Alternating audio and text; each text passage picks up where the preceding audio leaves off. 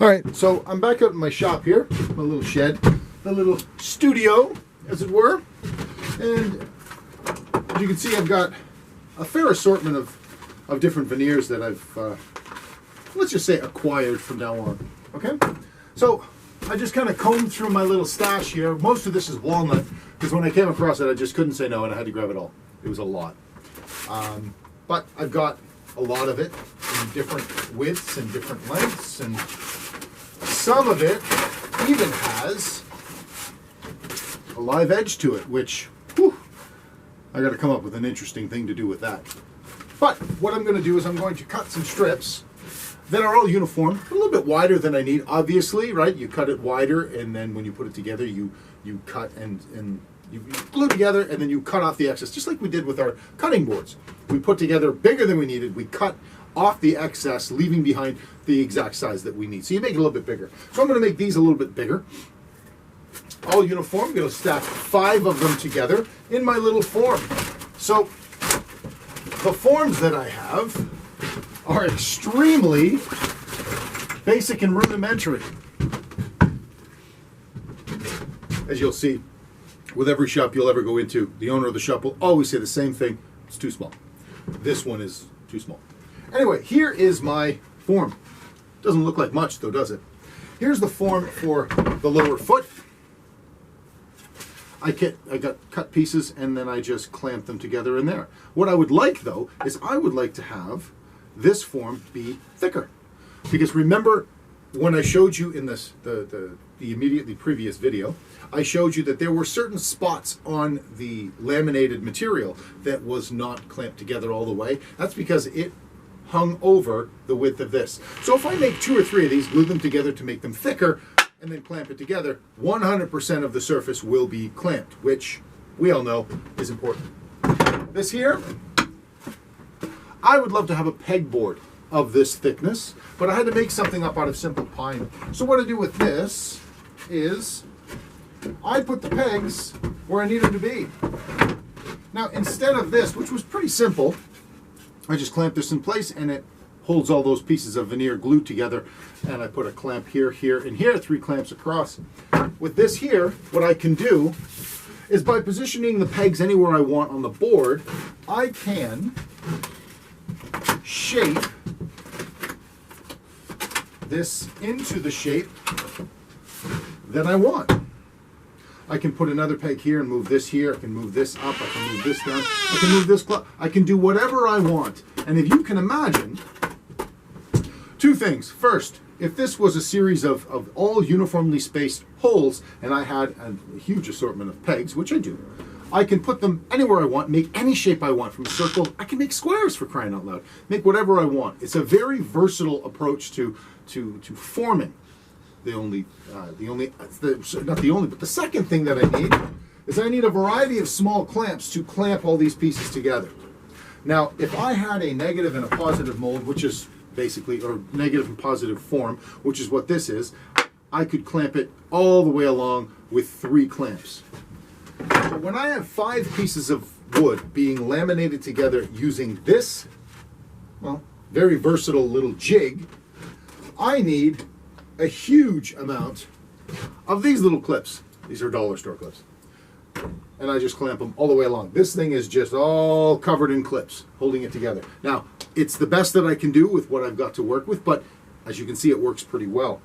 And seeing as how it's not going to take a ton of weight, just the weight of the guitar, any of those gaps that you saw, that I showed you, that were where the laminate didn't fill in, I can make my own wood filler and fill in those little gaps, because then it's just cosmetic.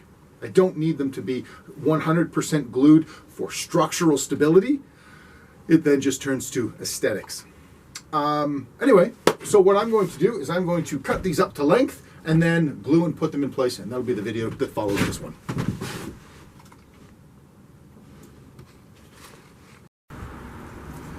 Alrighty, I'm back outside now.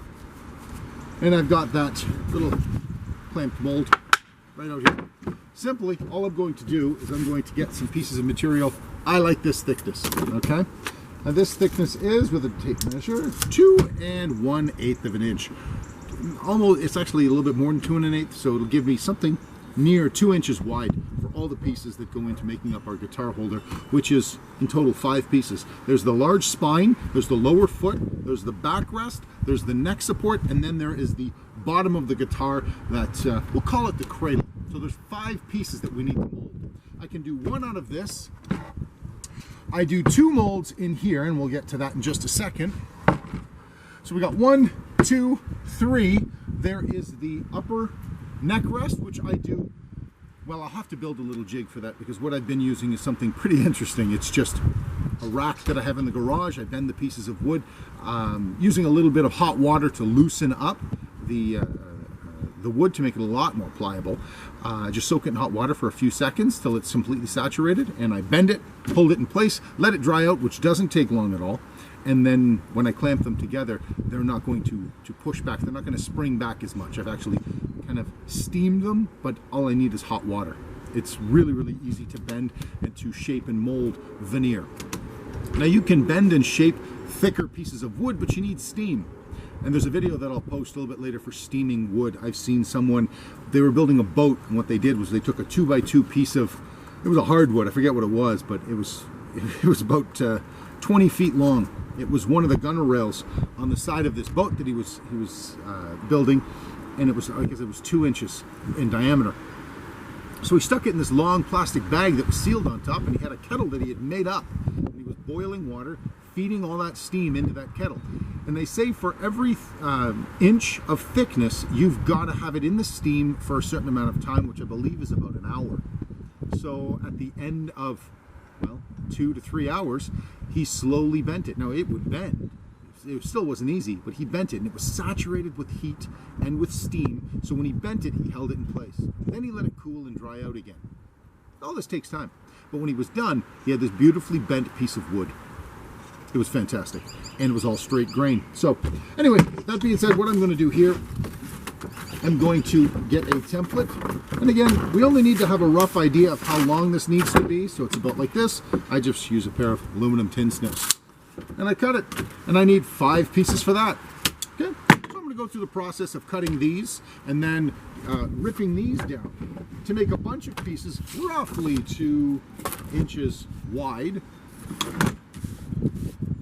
Wearing the gloves, because also this stuff is so dry, it is very, very splintery. Just a rough idea. This stuff splits very easily. I may have gone off on that one a little bit, and I'll cut the edge off of this one. I'll get 2 out of here. This should be plenty to get my first piece done. There's a lot of waste on this. Thankfully, I got this stuff for free. Put this one here. That's 1, 2, 3, 4, and 5 pieces. That's it. Boom. Now with this will listen. Once I get the glue, I do this, and I just clamp these in place, and you can see, even with my hand pressure, it's working a bit. But when I get the clamps in place, forget about it. It's going to be fantastic. So that is as simple as that. I'm going to cut a bunch of these strips to the correct length, and then I will put them in the jigs, and you'll be along for that in the next video.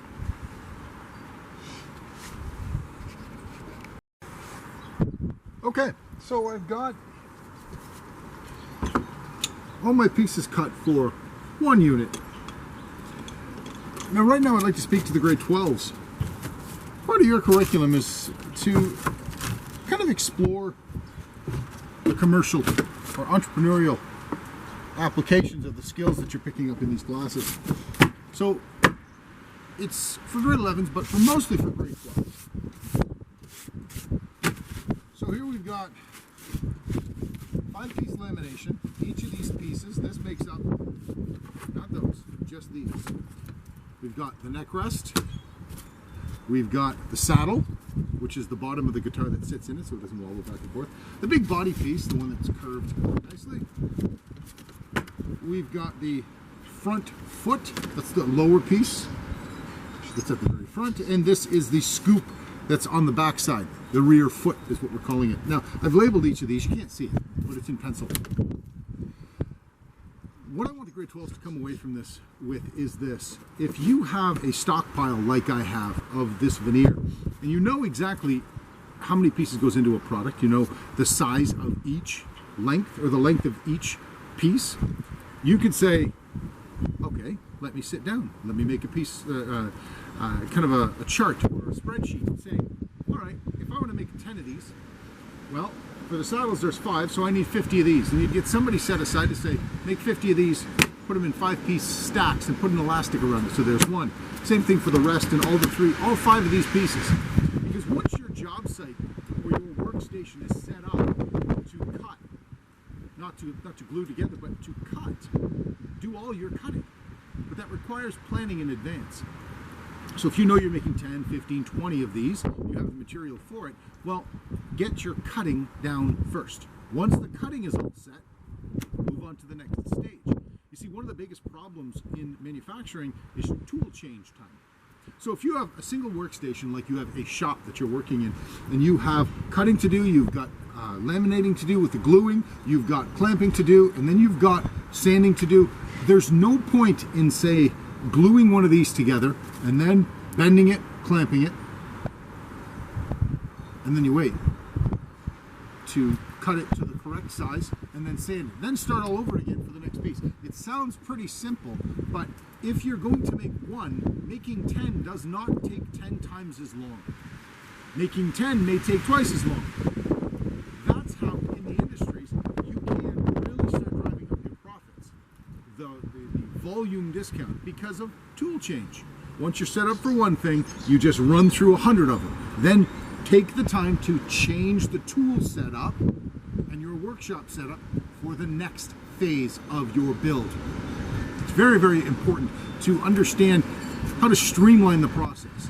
Because if profit is what you're after by having a business, small or big, then you need to look for ways to minimize waste. And that wasted time is very often found in tool change. So, the assembly line process in the automotive industry, this is what really was a big moneymaker. The people who were at the different stations along the way, they did one job and one job only. There was no tool change. The job actually moved to the next station, and the station was already set up. There was no wasted time. That's how the assembly line really, really works. If you have a shop big enough and you have somebody at a station, or you have several stations set up, you may have a cutting station and then another station is already set. No tool change, you just move over to the next station. You've got yourself a little assembly line in your own shop. But more often than not, home workshops aren't set up like that. And in a shop, in a school, where you're sharing stations, well, tool change can really eat up your time.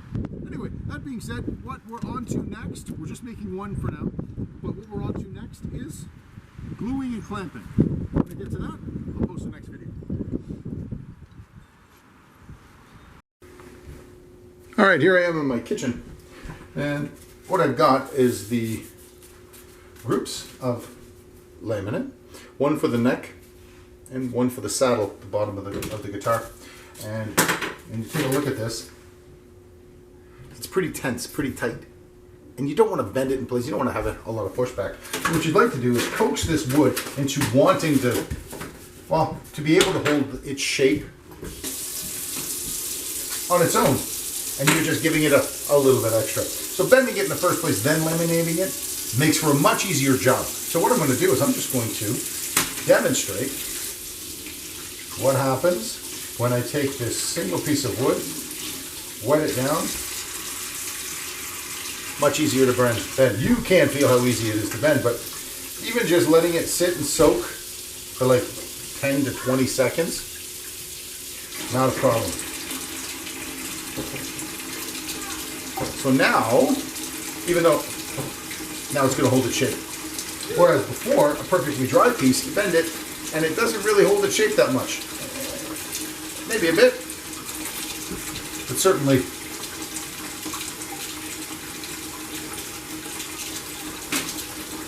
with not as little force. So I'm going to do all of that to these, and I'll take them to the garage to show you the very simple way that I found to hold it in its shape. I could use big elastics, which I don't have, or string, which who wants to mess with string? I just stick it in the slots of a rack. Wait, you'll find out.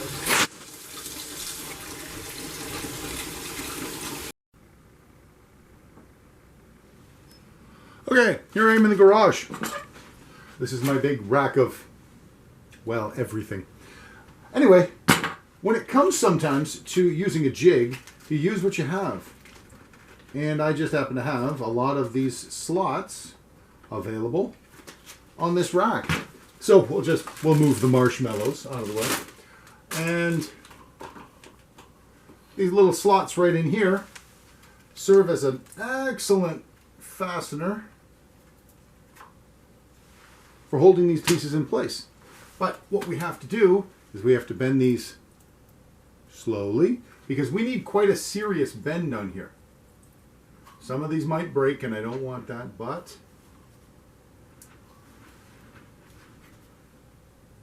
we go this way. They are pretty pliable, but we go slow. And I usually do it for the neck piece the same number of pieces apart. Now that one's got a bit of a kink to it, but I think we can make use of that. And then we do another one. We slowly bend it. Come on, you. Come on, you.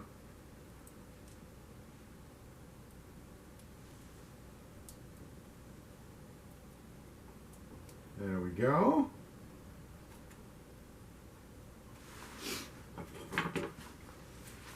And there's another one. We'll do this again. Oh, oh, oh, oh. We seem to have a piece that may have a little bit of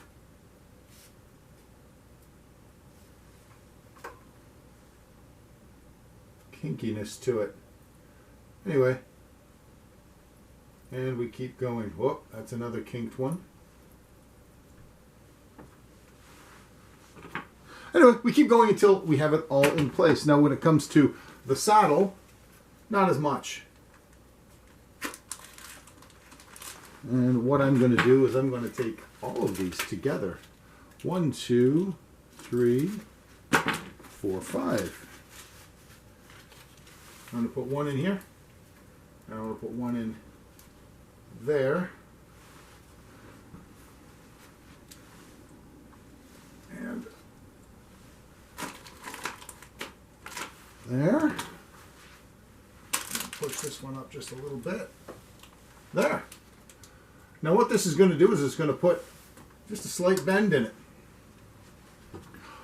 And then when we glue it together, it won't have to be fighting the glue as much. Anyway, I'll do these other two and I'll show you. I have to let them dry overnight and we'll hit this again tomorrow.